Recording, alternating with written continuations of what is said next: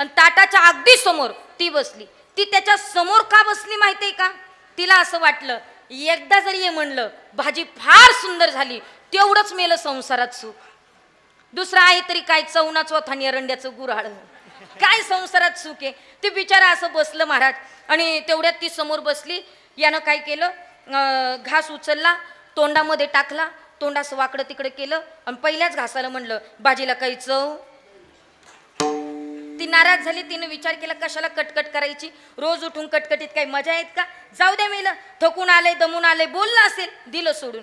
तेवढ्या त्यानं दुसराही घास उचलला.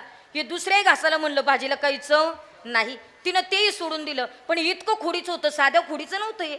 यानं तिसराही घास उचलला आणि भाजीला काही चव नाही असं म्हणलं आणि ती खवळली ना. हो, काही मर्यादा असते की नाही, काही लिमिट असतं की नाही. ती म्हणली का केव्हाच्या धरून म्हणतात भाजीला काही चव नाही, भाजीला काही चव नाही, भाजीला काही चव नाही. एखादी भाजी करून दाखवित्या का?